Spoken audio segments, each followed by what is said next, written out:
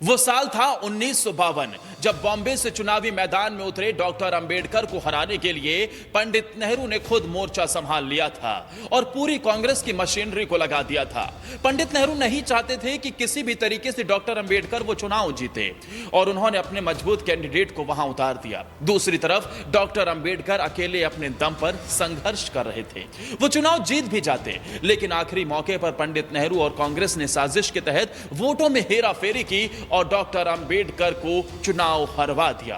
उस वक्त डॉक्टर अंबेडकर ने कहा था कि कांग्रेस पार्टी ने मुझे जानबूझकर यह चुनाव हरवाया है और कांग्रेस पार्टी दलितों के उत्थान के लिए नहीं बल्कि उन्हें सिर्फ वोट बैंक के तौर पर इस्तेमाल करती है। ये दलितों के मसीहा और संविधान निर्माता बाबा साहेब का सबसे बड़ा अपमान था। सिर्फ अन्याय की कहानी यही नहीं रुकी। इसके बाद जब राज्यसभा जाने की कोशिश डॉक्टर अंबेडकर कर रहे थे तब भी पंडित नेहरू ने अपनी टांग अड़ा दी थी। फिर 1995 का वो दौर आता है। डॉक्टर अंबेडकर के बाद काशीराम और फिर मायावती अपने आप को दलितों के सबसे बड़े नेता के तौर पर स्थापित कर चुके थे। मायावती ने 2 साल पहले 1993 में मुलायम सिंह यादव को सत्ता के लिए समर्थन किया था, लेकिन 2 साल बाद जब उन्होंने अपना समर्थन वापस लिया तो मुलायम सिंह और समाजवादी पार्टी को इतना नागवार गुजरा कि एक दलित महिला को गेस्ट हाउस के अंदर बंधक बना लिया गया। मायावती उस वक्त अपनी जिंदगी बचाने की चुनौती लड़ रही थी। बाहर समाजवादी पार्टी के गुंडे खड़े थे और एक अकेली दलित महिला गेस्ट हाउस के अंदर फंसे थे। उस वक्त एक बीजेपी के विधायक ऐसे थे जिन्होंने मायावती को किसी तरीके से वहां से निकाला और बाद में मायावती ने उन्हें भाई और मसीहा कहा। फिर उत्तर प्रदेश की सियासत में मायावती खुद को स्थापित कर चुकी थी, लेकिन उनका ग्राफ डाउन हुआ तो दूसरी तरफ एक ऐसा नेता निकलकर सामने आया जो खुद को द ग्रेट चमार बता रहा था और दलितों का मसीहा बनने का दावा कर रहा था। यह कोई और नहीं, चंद्रशेखर आजाद उर्फ रावण था। 2024 के लोकसभा चुनाव में नगीना से इन्हें चुनावी मैदान में जीत भी हासिल हुई, लेकिन चंद्रशेखर आजाद उर्फ रावण दलितों के मसीहा बनते बनते कब मुसलमानों की गोद में जाकर बैठ गए ये किसी को पता भी नहीं चला। आज चंद्रशेखर आजाद और रावण की सियासत पूरी तरीके से बदल चुकी है और द ग्रेट चमार आज मुसलमानों का हितैषी बन चुका है। अब समझिए जरा कैसे दलितों के सबसे बड़े नेता बनने वाले इन नेताओं को समाजवादी पार्टी से लेकर कांग्रेस ने दबाने का काम किया है और कैसे दूसरी तरफ लगातार नरेंद्र मोदी ने दलितों के उत्थान के लिए काम किया है। लेकिन उससे पहले दलितों के लिए सबसे ज्यादा काम किस नेता ने किया है और इस वक्त दलितों का सबसे बड़ा नेता कौन है, कमेंट कर अपनी राय हमें जरूर दीजिए। अब आपको बताते हैं अंबेडकर से लेकर काशीराम और मायावती तक क्या इनके साथ राजनीति में सौतेला व्यवहार हुआ और क्या मोदी सरकार ने इस इतिहास को बदलने की कोशिश की है। आज के इस रिसर्च बेस्ड वीडियो में हम बात करेंगे दलित राजनीति के 3 सबसे बड़े चेहरों की और जानेंगे कि कैसे कांग्रेस, समाजवादी पार्टी और अन्य दलों ने उन्हें दबाने की कोशिश की है और आज आखिरकार क्या बदला है। डॉक्टर भीमराव अंबेडकर संविधान निर्माता थे, लेकिन 1952 में जब उन्होंने पहली बार लोकसभा चुनाव लड़ा कांग्रेस ने उन्हें हराने के लिए जबरदस्त मोर्चा बनाया। नेहरू सरकार ने अंबेडकर को चुनाव में समर्थन नहीं दिया बल्कि कांग्रेस समर्थित दल उम्मीदवार खड़े कर दिए ताकि वोट बढ़ जाए। 1954 में राज्यसभा के उपचुनाव में भी उन्हें भारी विरोध झेलना पड़ा। आखिरकार पश्चिम बंगाल से उन्हें भेजा गया, वो भी बड़ी मुश्किल से। अंबेडकर ने गांधी और कांग्रेस पर तीखा हमला किया। उन्होंने कहा कि कांग्रेस सिर्फ ऊपरी जातियों की पार्टी है, दलितों को सिर्फ वोट बैंक की तरह इस्तेमाल करती है। डॉक्टर अंबेडकर के बाद काशीराम दलितों के सबसे बड़े नेता बन चुके थे और उन्होंने बामसेफ और फिर बीएसपी की स्थापना की ताकि दलितों को राजनीतिक ताकत मिल सके। कांग्रेस और समाजवादी पार्टी दोनों ने शुरुआत से ही काशीराम और मायावती को जातिवादी नेता बताकर बदनाम करने की कोशिश की। 1995 का गेस्ट हाउस कांड, जहां समाजवादी पार्टी के गुंडों ने मायावती पर जानलेवा हमला किया, यह दलित राजनीति पर सबसे बड़ा हमला था। 1993 में समाजवादी पार्टी और बहुजन समाज पार्टी ने मिलकर उत्तर प्रदेश में सरकार बनाई। मुलायम सिंह यादव मुख्यमंत्री बने, मायावती ने समर्थन दिया, लेकिन उसके बाद 2 जून 1995 को बीएसपी ने समर्थन वापस ले लिया। समर्थन वापसी की घोषणा के बाद समाजवादी पार्टी के गुंडों ने उसी दिन लखनऊ के गेस्ट हाउस पर धावा बोल दिया, जहां मायावती अपने विधायकों के साथ थी। रिपोर्ट्स के अनुसार सपा कार्यकर्ताओं ने गेस्ट हाउस में तोड़फोड़ की और मायावती के कमरे तक पहुंचने की कोशिश भी की। यह राजनीति में एक दलित महिला पर सबसे बड़ा हमला था। ये वो दिन था जिसने उत्तर प्रदेश की राजनीति की दिशा बदल कर रख दी। मायावती एक दलित नेता सत्ता के समीकरणों में उलझी थी और उसी दिन उन्हें अपने जीवन की सबसे कठिन परीक्षा से गुजरना पड़ा।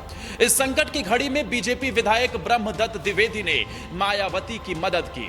उन्होंने सपा कार्यकर्ताओं को रोकने की कोशिश की और मायावती को सुरक्षित वहां से निकाला था। मायावती ने बाद में उन्हें भाई कहा और उनके प्रति आभार भी व्यक्त किया। इस घटना के बाद मायावती ने मुलायम सिंह यादव और सपा नेताओं पर गंभीर आरोप लगाए।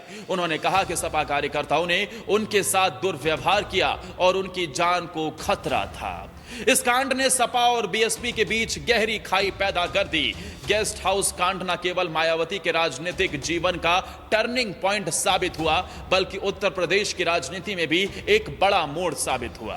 यह घटना आज भी दलित राजनीति और सत्ता संघर्ष की एक महत्वपूर्ण मिसाल के रूप में याद की जाती है। उस वक्त काशीराम ने एक बार कहा था कि हम सत्ता की चाबी बनेंगे, सत्ता की भीख नहीं मांगेंगे। कांग्रेस और सपा ने बीएसपी को सिर्फ दलित वोट काटने वाली पार्टी कहा, पर कभी समर्थन नहीं दिया। इसके बाद वो दौर आता है जब मायावती उत्तर प्रदेश की मुख्यमंत्री बन जाती हैं, लेकिन धीरे धीरे 15 साल के अंदर ही मायावती का अर्श से लेकर फर्श तक का सफर तय हो जाता है।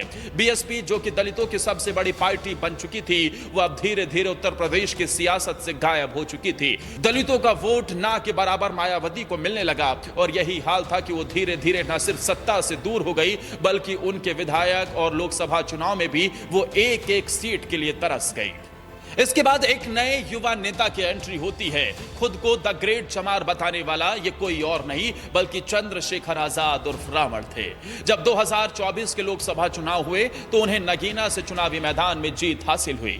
हालांकि इससे पहले ही वो आजाद समाज पार्टी का गठन कर चुके थे और कई जगह उन्होंने चुनावी जोर आजमाइश भी की, लेकिन कहीं सफलता हाथ नहीं लगी। नगीना से चुनाव जीतने के बाद उन्होंने कहा था कि अगर उत्तर प्रदेश की कमान उनके हाथों में आ जाए तो वो 5 सालों के अंदर उत्तर प्रदेश को गरीबी मुक्त कर देंगे। लेकिन खुद को द ग्रेट चमार बताने वाले और दलितों के मसीहा कहने वाले चंद्रशेखर आजाद उर्फ रावण की भी सियासत धीरे धीरे बदल गई और वो दलितों से ज्यादा मुसलमानों पर फोकस करने लगे। तुष्टीकरण की सियासत ही उनकी सबसे बड़ी सियासत बन गई। मुसलमानों को लेकर उन्होंने मोर्चा खोलना शुरू कर दिया और केंद्र की मोदी सरकार से वो भिड़ने लगे। हालांकि इस बीच उनके दिमाग से दलितों का ध्यान पूरी तरीके से निकल चुका था। जब उत्तर प्रदेश के अयोध्या में एक दलित बेटी के साथ घिनौनी हरकत होती है, उस वक्त अखिलेश यादव चुप्पी साध लेते हैं, क्योंकि उस घटना के पीछे समाजवादी पार्टी के एक मुस्लिम नेता का हाथ था। दूसरी तरफ लखनऊ में योगी ने उस परिवार से मुलाकात की और अगले ही दिन बुलडोजर एक्शन शुरू कर दिया था। उस दिन योगी ने तय किया था कि उस दलित बेटी को न्याय जरूर मिलेगा और पूरा न्याय दिया भी गया। कई मौके ऐसे रहे जब दलितों की बात करने वाले नेता सिर्फ और सिर्फ मुसलमानों और बाकियों की सियासत में उलझ कर रह गए और दलितों के उत्थान के लिए काम करने वाला कोई नहीं था। लेकिन इस बीच कैसे योगी और मोदी ने मिलकर दलितों के लिए दिन रात मेहनत कर काम किया, इसे भी समझना चाहिए। जो खुद को संविधान हितैषी बता रहे हैं, संविधान के नाम पर नरेंद्र मोदी के खिलाफ और योगी के खिलाफ 2024 के लोकसभा चुनाव में कोरा षड्यंत्र रचा गया था। सिर्फ झूठ बोला गया था। आरक्षण खत्म करने के दावे वाली बातें सिर्फ और सिर्फ झूठ ही थी और यह दलितों का वोट बैंक लेने के लिए एक साजिश थी। राहुल गांधी से लेकर कांग्रेस पार्टी, समाजवादी पार्टी, सबका चेहरा मैंने आपके सामने बेनकाब कर दिया है। लेकिन देखिए कैसे मोदी और योगी ने दलितों के उत्थान के लिए काम किया। SC/ST एक्ट जो कि पहले कमजोर किया गया सुप्रीम कोर्ट के द्वारा, लेकिन मोदी सरकार ने 2018 में संसद में बिल पास किया और इसे सख्त बना दिया। इसके अलावा स्टैंड अप इंडिया हो, मुद्रा योजना हो, इसके जरिए से दलित उद्यमियों को आर्थिक मदद दी गई, लोन दिया गया और वो अपने पैरों पर खड़े हो सके।